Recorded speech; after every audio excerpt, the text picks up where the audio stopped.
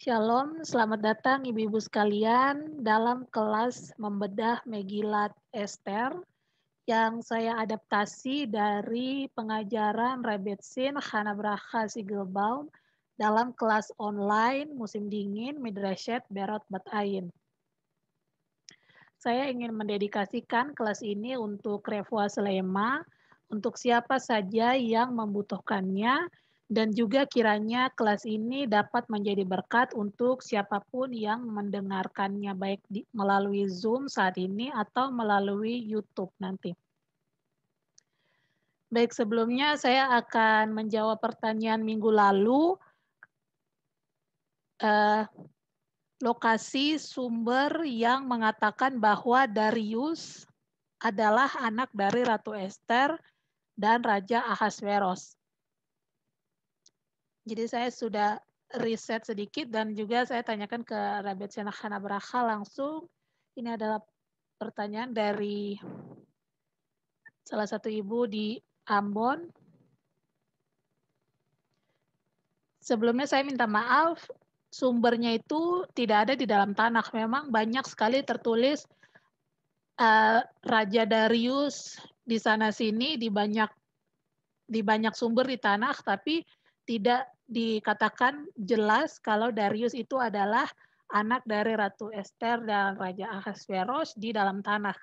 Tapi sumber yang mengatakan ini ada di dalam Midrash. Ini salah satu contohnya dari komentarnya Rashi untuk ayat Ezra pasal 4 ayat 24. Nanti bisa dibaca sendiri ayatnya. Dan ini dikatakan komentarnya Rashi dalam bahasa Inggris, tapi artinya adalah yang saya stabilo warna biru, Darius, anak laki-laki dari Ahasveros, yang adalah anak laki-laki dari Esther. Dan ini sumbernya di Sefaria. Nanti kalau misalnya kehilas kalian mau tahu lebih lanjut, bisa dibuka di sefaria.com, lalu ada kolom pencarian, bisa dicari. Kalau ini saya ketik aja Darius anak laki-laki dari Esther, nanti banyak sumber-sumber yang muncul.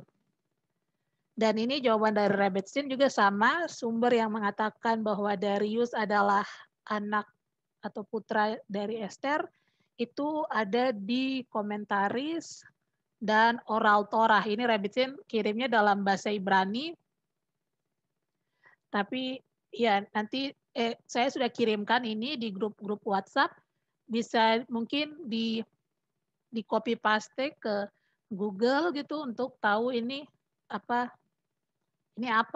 Kalau ini kan mungkin yang sudah kenal huruf Ibrani bisa tebak, maksudnya bisa coba baca saja, misalnya nomor 1 ini kan Rashi gitu kan, komentar Rashi berarti. Untuk ini perek apa gitu, pasuk, pokoknya ini komentarasi untuk ayat tertentu.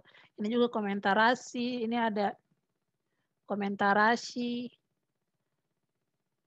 Pokoknya ada banyak di sini yang Rebbetzin Chana Bracha kasih sumbernya dari dalam Midrash, yaitu komentar-komentar, dan juga dari dalam oral Torah yang mengatakan bahwa Darius adalah putranya Esther.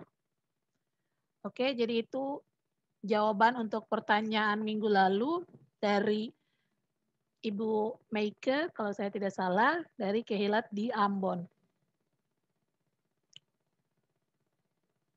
Baik, sekarang kita akan masuk ke dalam pelajarannya Megilat Ester pasal 1.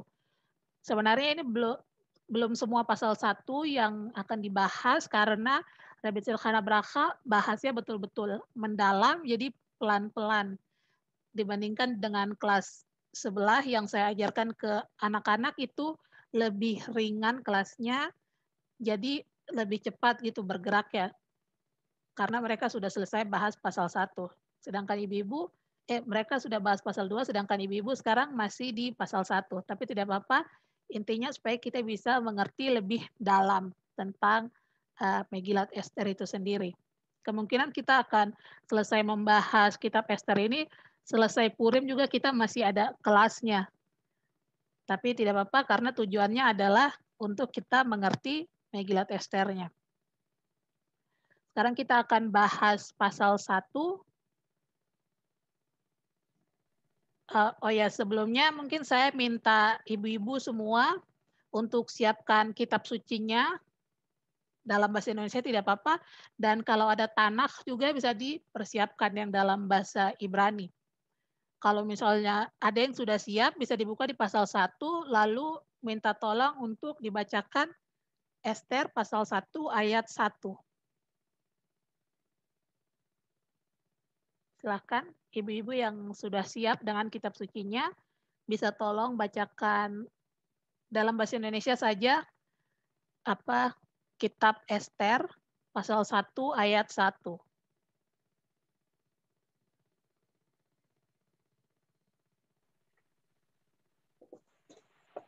Ester pasal 1 ayat 1. Dan terjadilah pada zaman Ahasweros, dialah Ahasweros yang memerintah dari India sampai ke Ethiopia, lebih dari 127 provinsi.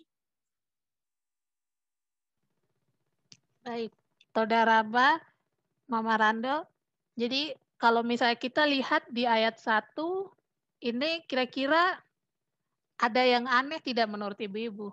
Dari penulisan, misalnya penulisan nama atau tata bahasanya, kira-kira ada yang janggal gitu atau tidak dari ayat 1?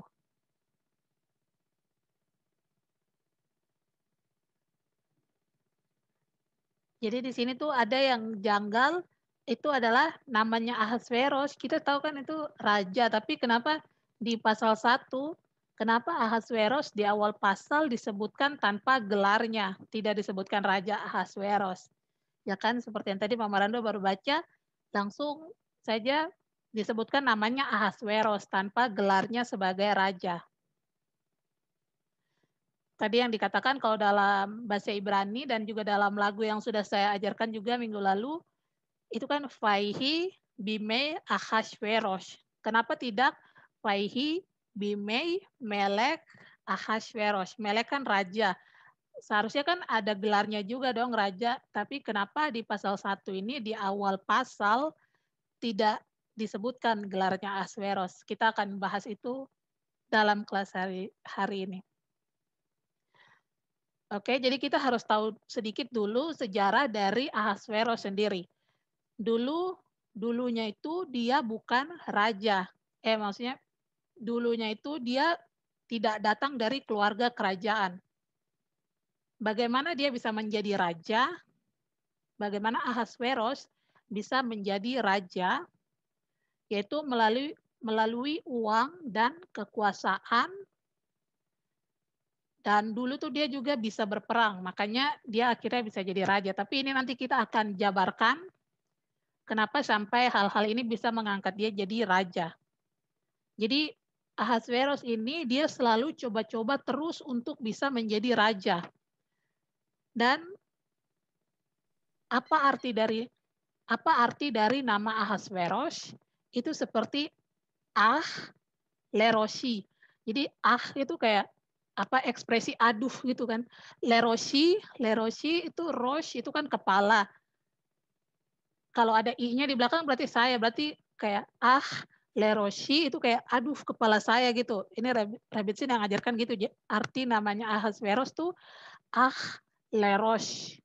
Jadi kayak aduh kepala saya, pokoknya apa ya ekspresinya tuh kalau dari nama Ahasveros tuh kayak ya ekspresi sakit gitu kan. Oke. Sebenarnya juga dia bisa jadi raja karena menikahi Vasti. Ingat tadi kan kalau Raja Ahasveros tidak datang dari keluarga kerajaan, sedangkan kalau dia menikahi Ratu Vasti, Vasti ini berasal dari keturunan kerajaan. Jadi itu salah satu alasan juga kenapa dia bisa menjadi raja. Ahasveros bisa menjadi raja karena dia menikahi Vasti. Oke. Nanti kalau misalnya ada pertanyaan di tengah-tengah yang tiba-tiba bingung, Ibu-ibu sekalian bisa langsung potong saja dan ditanyakan pertanyaannya. Oke, kita akan bahas ini lebih dalam di pertemuan selanjutnya yang tentang apa? Salah satu alasan Ahasverus bisa menjadi raja itu karena menikahi Vasti. Yang mana Vasti itu kan adalah cucu atau cicitnya dari Nebukadnezar. Seperti dalam pertemuan minggu lalu, kalau saya tidak salah ingat, kalau saya tidak keliru ingat antara menjelaskan ini ke ibu-ibu atau menjelaskan ini ke anak-anak. Jadi saat Nebukadnezar dan tentaranya itu menaklukkan Yerusalem, itu semuanya kan semuanya dihancurkan dan di sana ditemui Vasti, masih kecil, masih anak-anak. Jadi Ratu Vasti ini adalah cucu atau cicitnya dari Nebukadnezar. Oke, maka dari itu Ahasveros bikin pesta bukan hanya karena bait suci belum dibangun kembali, tetapi juga untuk menunjukkan dirinya sebagai absolut monarki. Mungkin saya mau ingatkan sedikit untuk ibu-ibu sekalian, kakak-kakak perempuan, adik-adik perempuan yang sedang ikut Zoom sekarang atau yang nanti nonton YouTube-nya juga, kalau misalnya nonton video yang ini mungkin bisa diikuti juga nanti dari kelas pengantarnya karena ini berkelanjutan gitu. Jadi saya menjelaskannya lanjut dari apa yang sudah dibahas sebelumnya. Oke. Maka dari itu di sini di pasal 1 Ahasveros bikin pesta bukan hanya karena bait suci belum dibangun kembali, tetapi juga untuk menunjukkan dirinya sebagai absolut monarki. Absolut monarki itu apa? Absolut monarki adalah kan sebelum itu di Babylon menganut sistem seperti demokrasi. Mereka memiliki beberapa penasehat yang berperan penting dalam beberapa hal yang terjadi. Maksudnya kalau ada apa-apa yang terjadi, ada beberapa penasihat yang merundingkan itu secara bersamaan. Nah, tapi sekarang Ahasveros memutuskan untuk memberhentikan para penasehatnya dan segala keputusan benar-benar mutlak dari dia sendiri. Itulah yang disebut dengan absolut monarki. Oke? Berdasarkan pengajaran Rabbi Nachman, ada kontras antara Ahasveros dengan Mordekai. Ingat di pertemuan sebelumnya kita sudah bahas, Mordekai itu kan berasal dari kata modro, yang artinya mur yang mengalir. Tapi modro ini bukan hanya berarti mur yang mengalir bebas, tapi modro juga berarti kekuasaan yang mengalir bebas. Modro bukan hanya berarti mur yang mengalir bebas, tetapi juga berarti kekuasaan yang mengalir bebas. Jadi Mordekai punya kekuasaan yang bebas. Apa maksudnya? Maksudnya adalah kekuasaan yang mengalir bebas adalah kekuasaan yang sesungguhnya. Kekuasaan yang sesungguhnya adalah kemampuan untuk menginspirasi orang lain untuk melakukan hal yang benar, maaf. Jadi Mordekai itu punya kekuasaan yang bebas. Kekuasaan yang bebas itu maksudnya adalah kekuasaan yang sesungguhnya. Kekuasaan yang sesungguhnya adalah kemampuan untuk menginspirasi orang lain untuk melakukan hal yang benar. Mordekai dia punya itu. Tetapi seseorang yang merasa insecure atau merasa tidak aman, itu Ahasveros, dia coba-coba untuk memaksa dirinya kelihatan kepada orang lain dan dia mencoba untuk mengendalikan orang lain. Biasanya segala hal yang berkaitan dengan mengendalikan orang lain itu berasal dari rasa insecure tadi atau merasa tidak aman dengan dirinya sendiri. Rebbitzin bilang biasanya masalah seperti ini bisa ditemui dalam keluarga. Yang harus kita tuju di sini adalah seperti Mordekai yang membangunkan neshama orang-orang. bahwa mereka itu orang-orang mau melakukan hal yang benar, dia membangunkan kita. Mordekai itu membangunkan kita untuk melakukan hal-hal yang benar. Nah, Ahasveros itu benar-benar bertolak belakang dari ini. Dia memaksakan kehendaknya kepada semua orang. Ahasveros memaksakan kehendaknya kepada semua orang. Itulah mengapa dia tidak bisa duduk di tahta Raja Salomo. Jadi di sini ada yang unik dari tahta Raja Salomo. Mungkin ibu-ibu sekalian sudah pernah dengar, tapi saya akan ceritakan ulang kembali tentang tahta Raja Salomo. Jadi ada cerita tentang tahta ini yang sangat menarik. Ada 6 anak tangga dan ada tahta ini maksudnya singgasananya Raja Salomo. Jadi menuju ke singgasana raja itu ada 6 anak tangga dan ada hewan di setiap anak tangga yang saling berhadapan. Di anak tangga pertama itu ada singa emas menghadap lembu emas. Berhadapan dengan lembu emas. Di anak tangga kedua, ada serigala emas berhadapan dengan domba emas. Di anak tangga ketiga, ada harimau emas menghadap unta emas. Di anak tangga keempat, ada raja wali emas berhadapan dengan merak emas. Di anak tangga kelima, ada kucing emas berhadapan dengan ayam jantan emas. Di anak tangga keenam, ada elang emas menghadap merpati emas. Lebih tinggi lagi di atas singgasana, ada burung merpati emas memegang elang emas di paruhnya. Oke, lalu di sampingnya ada menorah yang besar yang terbuat dari emas murni. Lalu di masing-masing sisi dari singgasana raja, di masing-masing sisi itu ada Kohen Gadol duduk di sebelah raja. Lalu di sebelahnya Kohen Gadol ada namanya Segan dalam, saya tidak tahu ini bahasa Ibrani atau bukan, pokoknya namanya Segan, itu artinya adalah asistennya Kohen Gadol. Dan hal-hal ini tuh sangat-sangat indah karena tentang ini nanti Keila ibu-ibu sekalian bisa mungkin kalau tertarik bisa baca lebih lanjut lagi nanti. Hal-hal ini tuh sangat-sangat indah karena selain yang tadi saya barusan bacakan itu ada juga 24 tanaman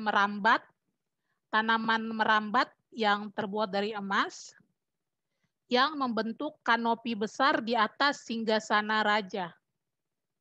Ketika Raja Salomo naik ke tahtanya, sebuah mekanisme mulai berjalan. Begitu dia menginjak anak tangga pertama, lembu emas dan singa emas masing-masing mengulurkan satu kakinya untuk menopang raja dan membantunya naik ke langkah berikutnya.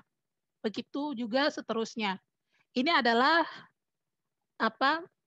hal ini adalah bahan pembicaraan di kalangan para raja pada zaman itu. Lebih lanjutnya nanti masing-masing kita bisa riset dan baca sendiri tentang kisah ini karena ini sangat menarik. Saya juga baru pertama kali dengar dan saya pikir juga ini sangat menarik. Mungkin nanti saya akan ya cari-carilah sendiri di Kabat atau di Sefaria. Nah, Firaun itu pernah menaklukkan singgasana itu dan membawanya ke Mesir. Ketika dia coba naik, singa emas itu menendang kakinya sampai ia jatuh dan tidak bisa berjalan. Makanya ia disebut dengan Pharaoh Neke atau dalam bahasa Indonesia artinya Firaun si lumpuh. Karena dia coba-coba untuk melakukan seperti yang Raja Salomo lakukan setelah dia menaklukkan singgasana itu, ternyata tidak bisa. Dan dia kemudian dijuluki Firaun si lumpuh. Oke, kemudian selanjutnya Nebukadnezar, ia menaklukkan Mesir dan dia mengambil singgasana itu. Dan dia membawanya ke Babylon. Lalu dia mencoba untuk duduk di sana, dan tebak apa yang terjadi? Hal yang sama terjadi. Maka dari itu mereka tidak berani untuk duduk di singgasana itu lagi. Oke? Selanjutnya ada Ahasveros. Apa yang dia lakukan? Dia takut untuk duduk di singgasana itu karena dia tahu pasti dia tidak bisa, seperti raja-raja yang sebelumnya. Karena hanya seseorang yang memiliki kekuasaan yang sesungguhnya, yang bisa mendorong atau menginspirasi orang lain tanpa harus memaksanya, mereka-mereka itulah yang bisa duduk di singgasana itu. Seorang diktator tidak bisa duduk di singgasana itu. Oke, dalam Kabalah kita mengatakan bahwa kerajaan itu tidak berarti apa-apa kalau berdiri sendiri. Kerajaan itu tidak berarti apa-apa kalau berdiri sendiri. Seperti misalnya kita sepintas saja bayangkan dari 10 sefirot, Malkut itu paling bawah. Kenapa paling bawah? Karena dia menerima dari semua sefirot-sefirot yang lain. Itu sepintas saja. Itu yang dimaksud dengan kerajaan tidak bisa berdiri, tidak berarti apa-apa kalau dia berdiri sendiri. Oke, kita harus ada orang-orang lain yang memahkotai rajanya. Harus ada orang-orang lain kita yang memahkotai rajanya. Misalnya Mosiah. Tidak bisa itu namanya seseorang bilang, saya ini Mosiah, kamu harus dengar apa yang saya katakan. Karena orang-orang yang harus mengatakan kalau dia itu yang Mosiah. Tidak bisa seseorang yang bilang, saya Mosiah nih, kamu dengar saya.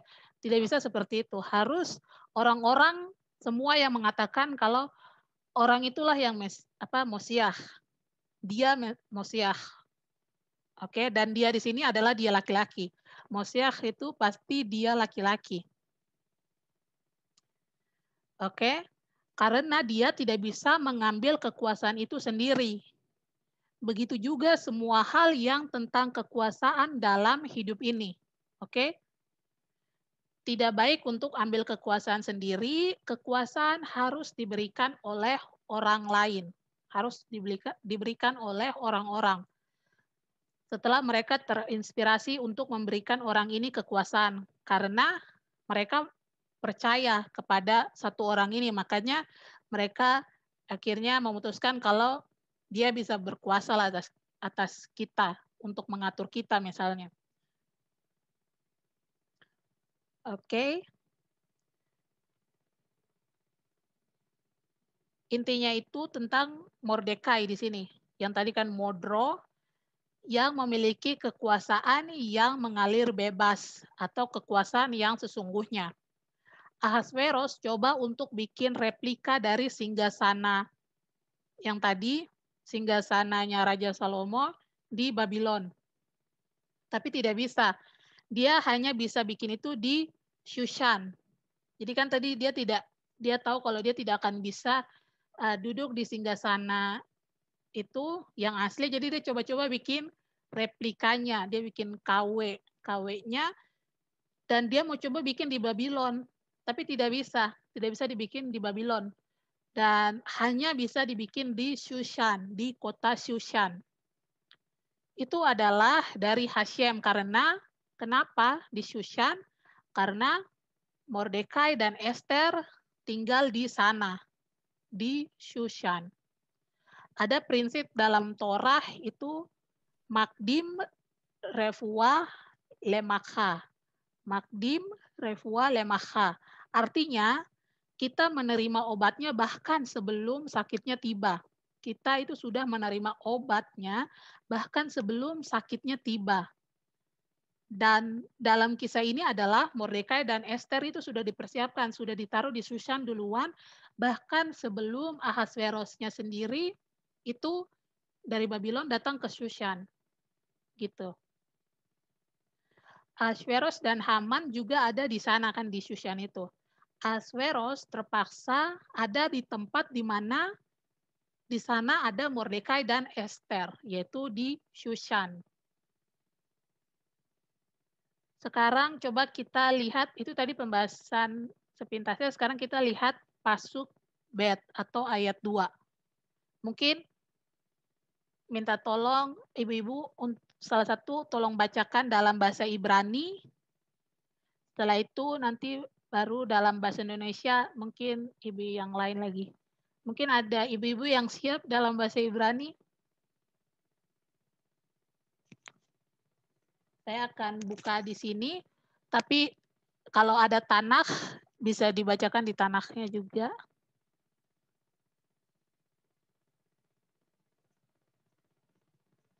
Oke, ini dalam bahasa Inggris dengan bahasa Ibrani, oke. Coba. Silahkan. Minta tolong satu ibu bacakan bahasa Ibrani dan nanti satu lagi bisa siapkan dari bahasa Indonesia, bisa dibacakan setelah yang bahasa Ibrani selesai. Bayamim hahem kesefet hamelech akasperos al kisei malkuto asher besusan habira.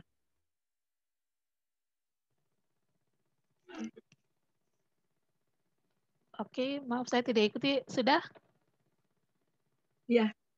Toda, Tante. Saya bacanya dari Klumas ya. Iya, tidak apa-apa. Toda, nanti Ya. gantian ibu-ibu yang lain dalam bahasa Indonesia mungkin ada yang bisa tolong bacakan dari kitab sucinya masing-masing karena di layar tidak ada.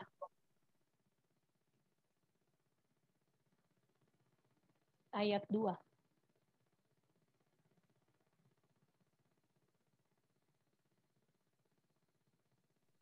Masih di kitab Ester 1, Kak Tikva? Iya.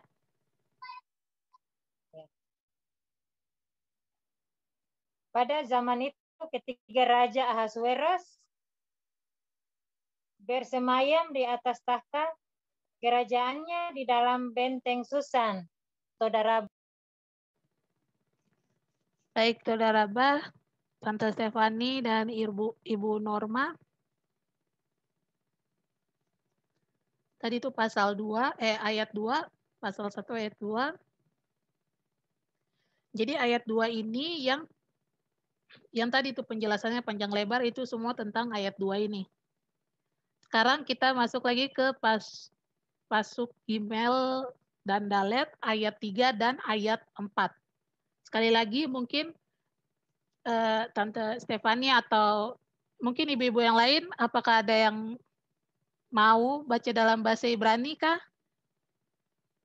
Atau kalau misalnya belum, nanti bisa Tante Stefani lagi yang tolong baca ayat 3 sampai ayat 4.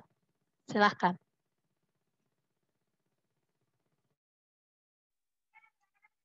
Pasuk 3 Gimel.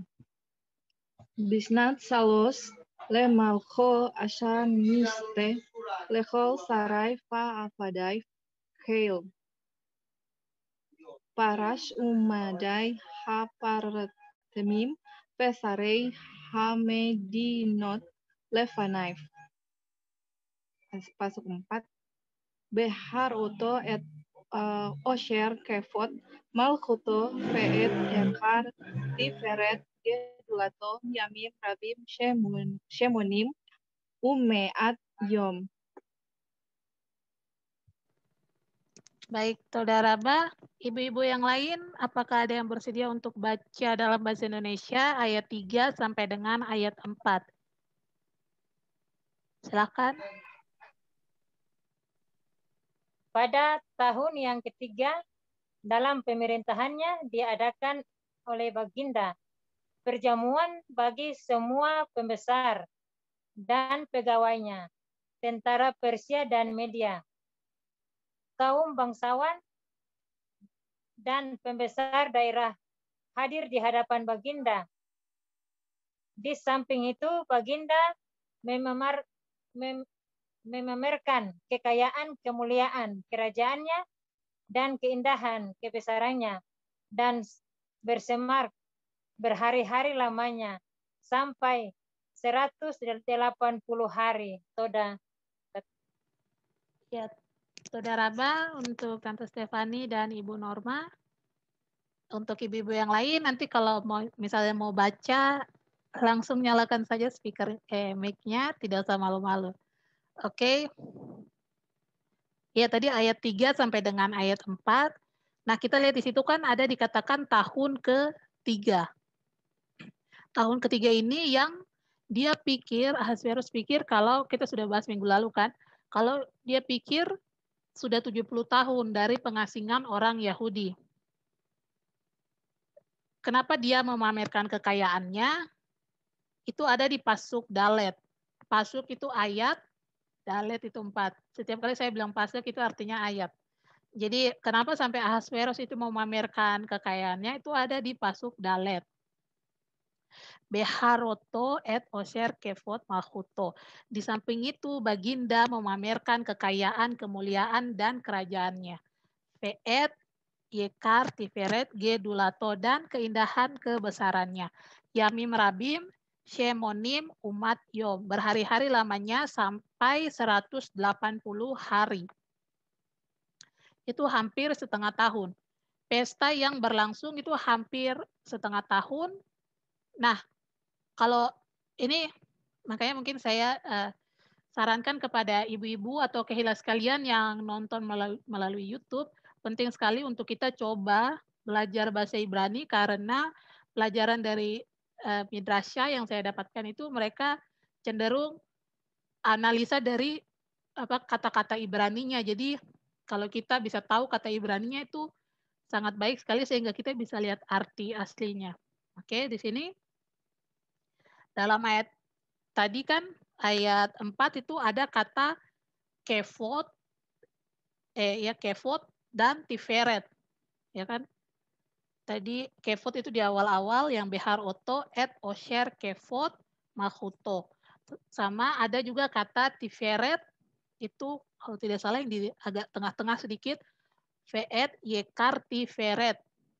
Ada kata tiferet di sana. Nah, kata kefot dan tiferet mereka sebenarnya paralel dengan jubah Kohen Gadol, kata-kata yang menjelaskan tentang jubah Kohen Gadol. Oke. Apa yang Ahasveros kenakan saat pesta? Pesta yang merayakan bahwa sudah 70 tahun, dia pikir sudah 70 tahun, pesta ini dan bait suci belum dibangun. Dia kan merayakan itu karena dia pikir sudah 70 tahun, bait suci belum dibangun, dan nubuatan dari Yirmiyahu belum juga terjadi. Jadi dia bikin pesta itu, ya kan? Apa kira-kira yang dia kenakan atau dia pakai saat itu? Yang dia pakai saat itu adalah itu, kefot, tiferet. Kefot dan tiferet. Itu apa? Nanti dijelasin. Nah, orang lain yang seharusnya mengenakan kefot, tiferet adalah Aharon Kohen Gadol. Dengan segala atributnya dalam jubah Kohen Gadol. Oke. Karena Ahasveros begitu yakin kalau bait suci tidak akan dibangun lagi, dan makanya dia itu pakai seperti Kohen Gadol dan kendi-kendi atau bejana-bejana dari bait suci juga yang pokoknya ada lagunya yang kita nyanyikan dalam melodi Eika saat ya pokoknya dalam melodi Eka mungkin itu penjelasannya nanti saja yang bunyinya Mekilim, Mekilim, Shonim. Itu adalah bejana-bejana dari Beit Hamikdash. Mekilim, Mekilim, Shonim. Jadi dalam acaranya, pestanya Ahasverus itu juga dia menggunakan bejana-bejana atau dalam kitab translate dalam bahasa Indonesia yang saya punya itu ditulisnya piala-piala yang digunakan dalam pestanya Ahasverus itu adalah bejana-bejana dari Beit Hamikdash atau Bait Suci. Nah, tapi Ahasverus itu dia tidak tahu Tiferet yang sesungguhnya. Dia salah mengenakannya. Kefot, Tiferet yang tadi Ahasverus salah mengenakannya. Tapi sebelum saya lanjut, ini waktunya sudah hampir habis, jadi ibu-ibu bisa keluar sebentar lalu masuk kembali melalui link yang tadi dipakai masuk. Oke, karena waktunya sudah mau habis. Saya akan matikan dulu yang ini. Jadi tadi Ahasveros itu tidak tahu Tiferet yang sesungguhnya. Dia salah mengenakan kefod Tiferet yang tadi. Rabbi Nachman mengatakan bahwa Tiferet di jubah yang dikenakan Kohen Gadol itu ada 12 batu berbeda. Batu-batu permata, beda warna, beda jenis. Ada contohnya tuh batu emerald, diamond, ruby. Ini masing-masing suku punya batunya sendiri-sendiri, tapi kita tidak akan bahas tentang itu sekarang. Itulah Tiferet. Tiferet adalah ketika semua orang bisa berbeda-beda. Tiferet adalah ketika semua orang bisa berbeda-beda. Bahkan semua orang harus, bukannya semua orang harus sama. Tiferet itu ketika semua orang bisa berbeda-beda. Bukannya semua orang harus sama persis. Ahasveros dulu itu seperti itu. Semua orang harus sama dan mereka harus memuja dia. Karena jika Anda adalah pemimpin yang menginspirasi, Anda akan memberikan masing-masing orang kebebasan untuk menjadi diri mereka yang sesungguhnya. Itulah Tiferet. Hal serupa dikatakan oleh Haman, semua orang itu sama. Haman mengatakan hal yang sama dengan Ahasveros bahwa semua orang itu sama. Tidak, kita itu sebenarnya punya keunikan kita masing-masing. Pas Rebbetzin Chana Bracha masih muda, Rebbetzin ceritakan pengalamannya. Pas Rebbetzin masih muda dan baru-baru mulai belajar Torah lagi, diajarkan bahwa semua laki-laki Yahudi itu harus ada di Beit Midrash atau tempat belajar untuk belajar Torah sepanjang hari. Oke. Lalu ketika Rebbetzin naik bis dan lihat supir bisnya, Rebbetzin lihat supir bisnya, Rebbetzin sadar kalau masing-masing kita itu punya tugas yang beda-beda. Oke? Masing-masing kita harus menjadi diri kita yang sesungguhnya. Seperti itulah maksud dari yang dikenakan Kohen Gadol. Tetapi Ahasveros ambil keragaman ini menjadi semua tunduk di bawah kekuasaannya. Dia salah mengartikannya. Ahasveros justru mengambil keragaman ini menjadi semuanya harus tunduk di bawahnya dan memuja dia. Tetapi Mordekai itu kebalikannya. Sekarang kita lihat pasuk Hei, ayat 5. Oke, sekali lagi. Satu ibu baca bahasa Ibraninya dan satu ibu lagi bisa tolong bacakan bahasa Indonesianya. Kita mulai dengan bahasa Ibrani. Sabar, saya share screen.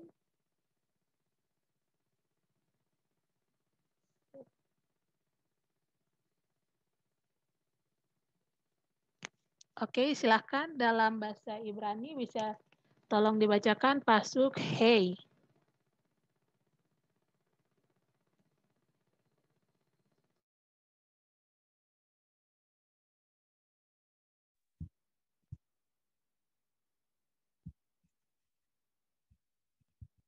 Shalom, selamat malam. Ya, silahkan. Coba kita gantian ke Tante Asna, mau coba?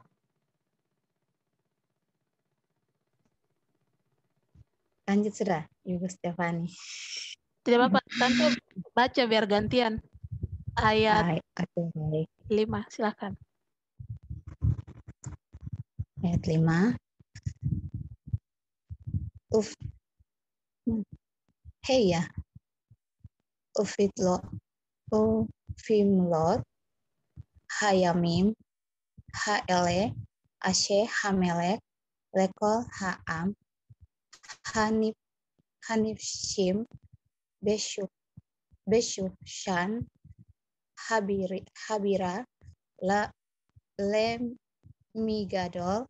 Faed. Katan. Mister. Sifat. Yamim, Bahashar, Gane,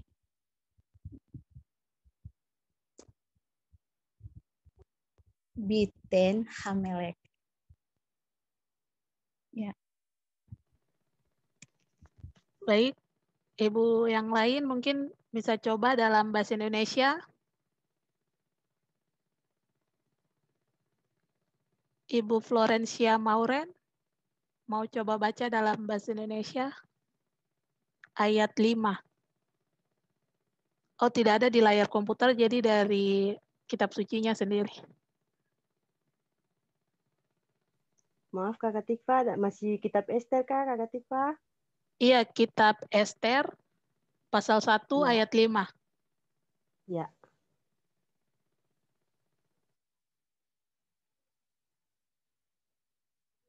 Ester pasal 1 ayat 5. Setelah genap hari-hari itu, maka Raja mengadakan perjamuan lagi 7 hari lamanya bagi seluruh rakyatnya yang terdapat di dalam benteng Susan, daripada orang besar sampai kepada orang kecil, bertempat di pelataran yang ada di taman istana kerajaan. Sudah Kakak. Baik, Saudara Abah juga. Jadi itu tadi ayat 5 dalam bahasa Ibrani dan dalam bahasa Indonesia. Itu menariknya tadi kan kalau kita lihat mungkin dari dalam bahasa Indonesia ada tulisan dari sebentar. Seluruh rakyat. Pokoknya dari pada orang besar sampai kepada orang kecil. Di sini ada yang menarik karena artinya itu sama seperti dalam tanda kutip dari orang besar menjadi orang kecil. Kalau kita baca dengan intonasi yang mungkin berbeda itu jadinya seperti ingin menjadikan orang yang besar itu jadi kecil gitu. Jadi itu Ahasveros tuh ingin kayak gitu. Menjadikan orang yang besar semua tuh jadi kecil, semua tunduk kepada dia. Tapi itu bukan maksudnya mungkin di sini. Tapi itu salah satu penafsiran yang Rebbetzin temukan yang menurut Rebbetzin itu menarik karena kata-kata itu sepertinya tuh sama seperti ingin menjadikan orang yang besar menjadi kecil.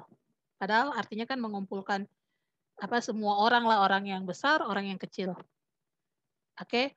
Orang-orang ini adalah mereka yang membuat Ahasveros lebih berkuasa. Makanya ia bikin pesta ini untuk menghargai orang-orang ini, menghargai mereka. Coba kita lihat ayat 5 ini kan tadi dikatakan Asa Hamelech dalam bahasa Ibrani. Asa Hamelech, bukan dikatakan Melek Ahasveros, ya kan? Atau dalam bahasa Indonesia itu ayat 5 hanya dikatakan maka raja mengadakan perjamuan.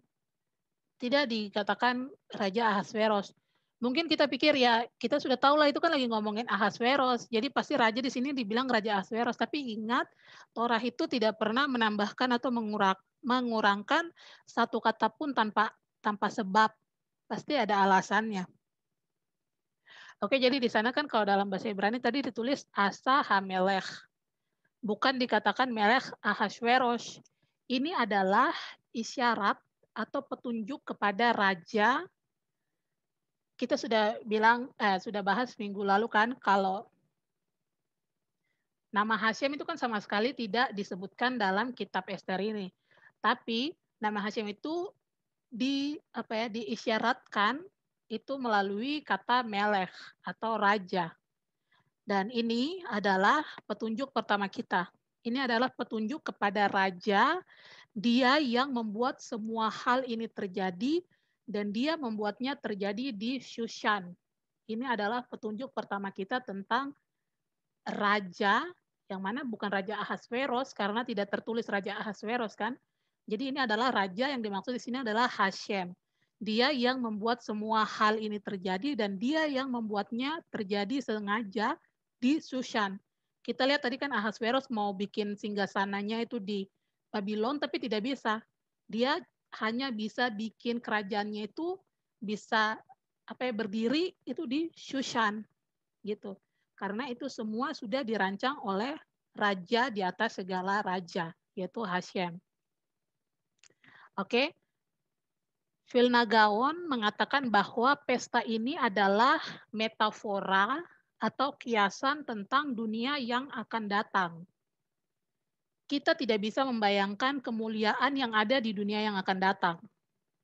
Vilna Gaon mengatakan pelatarannya itu melambangkan dunia ini, tamannya melambangkan Gan Eden. Ini maksudnya mungkin daripada tempat istana kerajaan itu. Pelatarannya itu melambangkan dunia ini, tamannya melambangkan Gan Eden, singgasana raja itu melambangkan dunia yang paling dalam. Apa yang ada di dunia ini yang akan datang itu benar-benar berbeda dengan yang kita punya di dunia ini. Pokoknya tidak bisa kita bayangkan. Oke? Satu hal lagi untuk ini kelasnya cukup singkat karena ini adalah lanjutan dari yang kemarin. Jadi satu hal lagi untuk mengakhiri kelas kita kali ini, kita lompati ayat 6 dan ayat 7. Ayat 7 tadi sudah kita bicarakan tentang bejana yang dalam bahasa Indonesia mungkin diterjemahkan piala. Di kitab suci saya itu diterjemahkan piala yang tentang bejana-bejana yang dari bait suci itu. Ayat 6 juga sudah dibahas. Sekarang kita ke pasuk het ayat 8 yang adalah ayat terakhir untuk hari ini. Mungkin sekali lagi ada yang bisa baca dalam bahasa Ibrani, lalu kemudian satu ibu lagi dalam bahasa Indonesia. Sebentar, saya share lagi sekalian, share screen. Pasuk het. Mungkin Tante Stefani aja lagi. Atau sebentar ada ibu-ibu lain yang mau coba baca dalam bahasa Ibrani. Kalau misalnya tidak apa-apa Tante Stefani lanjut pasuk het.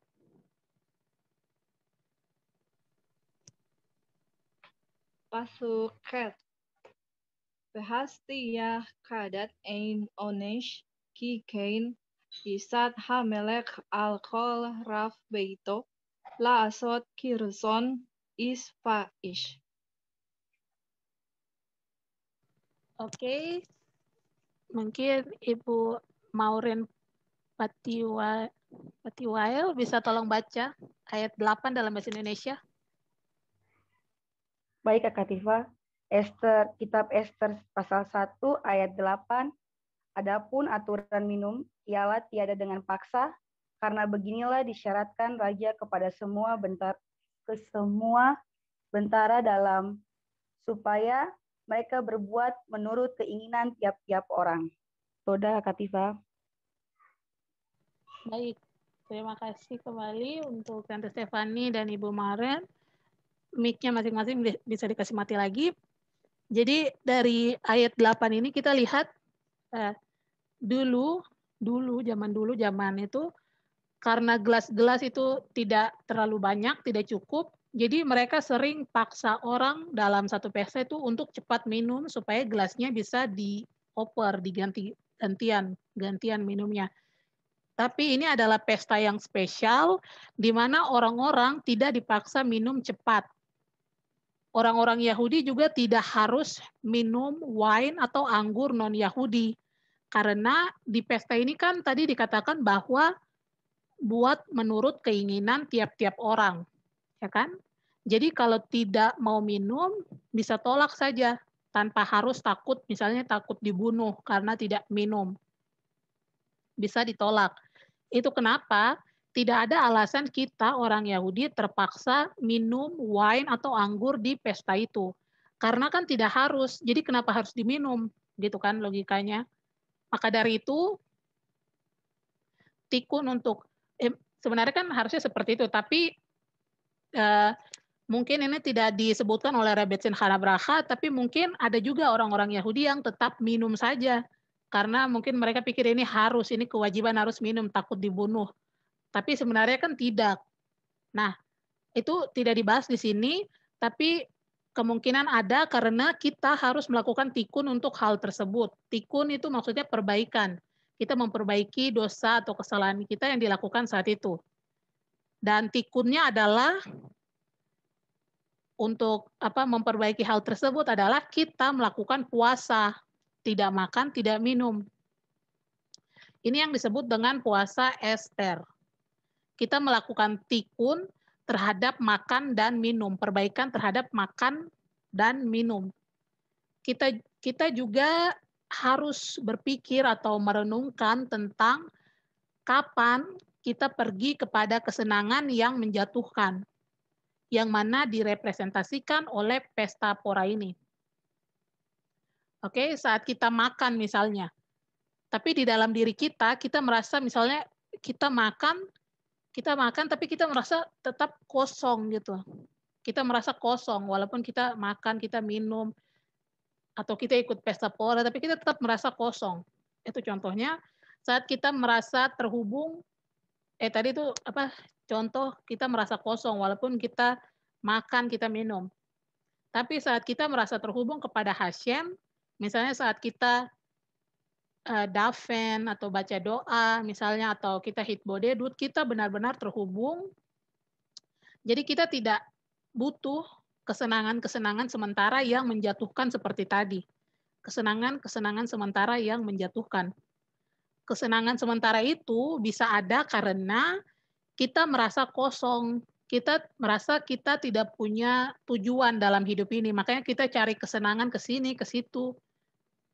Kita cari kemana-mana kesenangan itu, tapi kita tetap merasa kosong. Kenapa sampai bisa kayak begitu? Karena kita merasa sepertinya kita tidak punya tujuan, makanya kita tetap mencari terus melalui berbagai kesenangan yang sebenarnya itu hanya kesenangan-kesenangan sementara. Oke? Tetapi jika kita bisa merasakan kesenangan saat kita misalnya baca doa, saat kita belajar Torah seperti saat ini, kita merasa kalau kita bisa punya muncul rasa senang ketika kita melakukan hal-hal ini, misalnya kita merasa wow sekali, kita merasa seperti di sini ini sudah tujuan hidupnya saya. Itu berarti kita sudah menemukan tujuan hidup kita lah, gitu kan. Tapi hal itu tidak mudah, itu hal susah gitu. Untuk kita misalnya kita belajar Torah dan kita terus-terusan belajar Torah dan kita baca doa terus. Tidak mudah untuk kita merasakan kesenangan langsung ketika kita melakukan hal-hal itu, langsung kita merasa senang. Makanya Rabbi Nachman bilang tentang ini, kita itu seperti sedang tidur. Kita seperti sedang tidur. Kita seperti sedang mimpi. Maksudnya kita di sini adalah tentang orang-orang Yahudi yang ada di pesta itu. Dan mungkin bisa kita terapkan juga dalam kehidupan kita saat ini. Orang-orang Yahudi di pesta saat itu tuh seperti sedang tidur dan sedang bermimpi. Dan Mordekai lah yang akan membangunkan semuanya. Mordekai yang akan kasih bangun semuanya. Oke? Karena tadi sekali lagi, Mordekai, Modro, artinya adalah kepemimpinan yang kepemimpinan ya. Tadi saya lupa apa. Pokoknya tentang kekuasaan yang sesungguhnya. Modro, kekuasaan yang mengalir bebas, maksudnya adalah kekuasaan yang sesungguhnya. Dan kekuasaan yang sesungguhnya adalah kemampuan untuk menginspirasi orang lain untuk melakukan hal yang benar. Dengan kata lain, tadi yang Rabbi Nachman katakan adalah kita itu seperti sedang tidur dan bermimpi. Orang-orang Yahudi yang ada dalam pestanya Ahasveros tadi itu seperti sedang tidur dan bermimpi. Lalu Mordekai lah yang akan kasih bangun kita semua, maksudnya adalah kasih bangun neshama kita. Oke, dengan kekuasaan yang sesungguhnya yang dia miliki. Baik, itu saja materi untuk kelas hari ini. Jika ada pertanyaan, saya persilahkan. Ini cukup pendek karena kelas hari ini merupakan lanjutan dari kelas yang minggu lalu. Untuk kelas minggu depan kemungkinan durasi kelasnya akan gabungan dari yang kelas ini dengan kelas minggu lalu. Jadi ya 1 jaman lebih. Oke, kalau ada ibu-ibu yang ingin bertanya, saya persilahkan. Atau komentar juga saya persilahkan.